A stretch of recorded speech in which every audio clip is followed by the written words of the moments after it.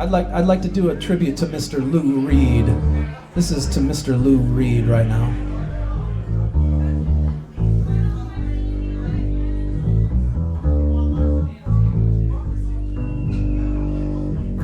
They say he didn't have an enemy. His was a greatness to behold. He was the last surviving progeny, the last one on this side of the world. They say he measured a mile from tip to tail, silver black with powerful fins. They say he could split a mountain in two, and that's how we got the Grand Canyon. Last great American whale. Last great American whale.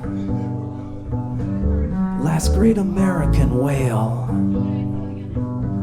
Last great American whale. Now some say they saw him at the Great Lakes.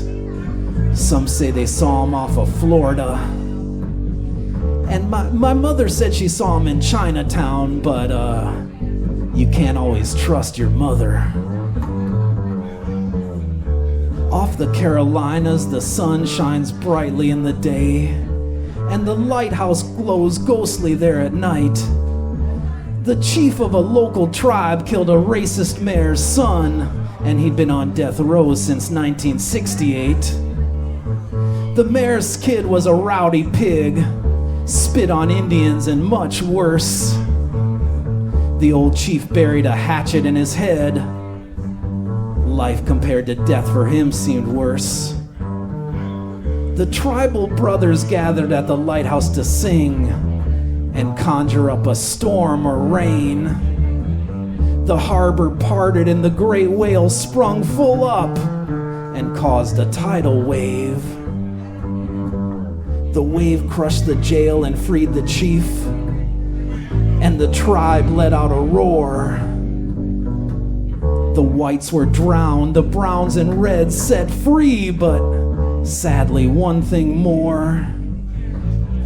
Some local yokel member of the NRA had a bazooka in his living room, and thinking he had the chief in his sights, blew out the whale's brains with a lead harpoon.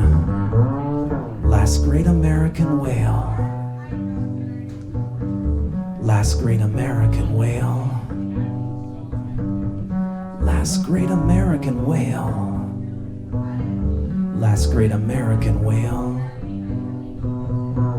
Now Americans don't care for much of anything. Land and water the least. And animal life is low on the totem pole. And human life not worth more than infected yeast. And Americans don't care much for beauty. They'll shit in a river and pour battery acid in a stream. They'll watch dead rats wash up on the beach and complain if they can't swim. They say that things are done for the majority.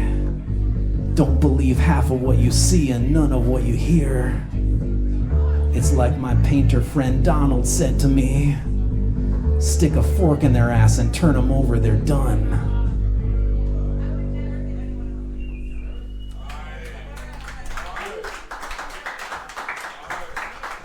All right, we're gonna get Tim up here from Marvin's to give us a little of that hippie hop, and we're gonna take you out, and Marvin's Gardens is coming up. Please tip your bartenders, drink up, and thank you all for coming out. This has been Venice Gas House Trolley. Put your hands together for Tim Peters over here on the bass, holding it down.